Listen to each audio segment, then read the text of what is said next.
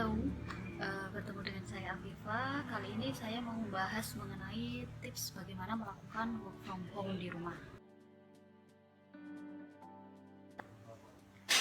Nah, seperti yang kita tahu ya teman-teman, saat ini kita menghadapi atau di tengah pandemi COVID-19 atau virus corona. Nah, pemerintah Indonesia sendiri telah mengeluarkan kebijakan bagi pekerja ataupun sektor pendidikan untuk melakukan kegiatan di rumah atau work from home. Nah, seperti yang dibilang oleh Pak Nadiem, untuk seluruh sivitas pendidikan bisa melakukan kegiatan belajar mengajar di rumah dengan menggunakan fasilitas teknologi. Secara umum, ini berlaku untuk semua pekerja di rumah ya, bisa dilakukan. Ada beberapa poin yang harus diperhatikan. Yang pertama adalah set mindset. Jadi harapannya dengan kita set mindset kita bahwa meskipun di rumah kita ini posisinya masih bekerja, kita masih punya tanggung jawab dan juga tas yang harus dilakukan dengan segera.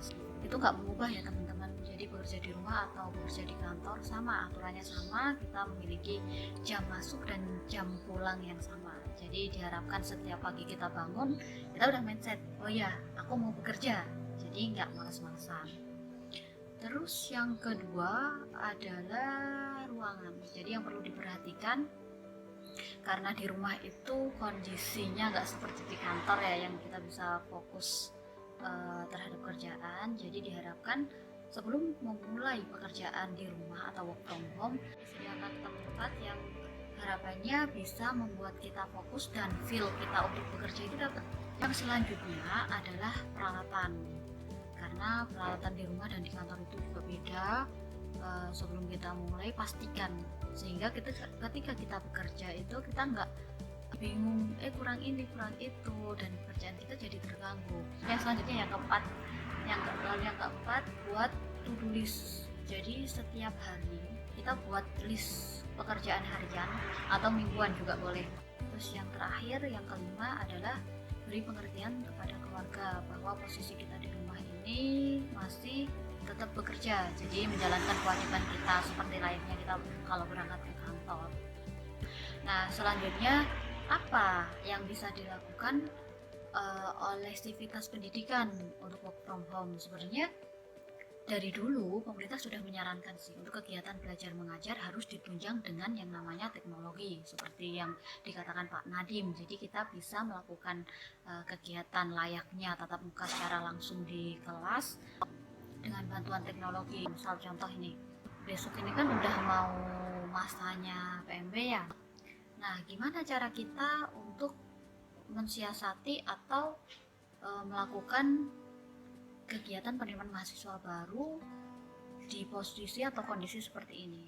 Yang bisa kita lakukan adalah menggunakan yang namanya sistem informasi penerimaan mahasiswa baru, di mana nanti mahasiswa baru ini bisa melakukan pendaftaran secara online dari jarak jauh dari rumah ya, bisa melakukan pendaftaran. Nah, di situ panitia PMP atau penerimaan mahasiswa baru bisa melakukan koreksi atau validasi terhadap data-data yang diinputkan oleh si calon mahasiswa ini dari berkas yang dilampirkan atau yang diupload di dalam aplikasi. Nah, lalu bagaimana soal ujiannya? Nah, sama dengan mahasiswa yang sedang masa pembelajaran. Jadi untuk ujian bisa dilakukan secara online. Seperti yang kita tahu kemarin-kemarin kan untuk penerimaan pegawai negeri sipil itu menggunakan yang namanya CBT atau Computer Based Test. Jadi kegiatan belajar mengajar bisa dilakukan secara jarak jauh atau daring ya, atau perkuliahan online kayak gitu. Nah, lalu apa yang bisa dilakukan oleh jajaran manajemen? Nah, dengan sistem informasi akademik yang diterapkan di perguruan tinggi, manajemen bisa memantau seluruh kegiatan belajar mengajar yang dilakukan dosen dan mahasiswa sebenarnya ya teman-teman. Nah, selain itu, untuk kalangan pendidikan, selain core bisnisnya adalah kegiatan belajar mengajar, ada kegiatan harian atau operasional kayak surat menyurat, butuh sign dari atasan. Nah, hal itu juga bisa difasilitasi teman-teman dengan menggunakan sistem informasi persuratan atau yang biasa dikenal dengan e-office. Jadi beberapa instansi yang sudah menerapkan e-office ini timingnya pas untuk digunakan. Jadi itu adalah beberapa fasilitas yang bisa digunakan oleh kalangan pendidikan. Dan sekian video dari saya. Semoga kita semua dijaga kesehatannya, terus juga pastikan lingkungan rumah kita bersih, rajin-rajin cuci tangan. Semoga pandemi corona ini segera berlalu dan kita bisa melakukan kegiatan seperti semula.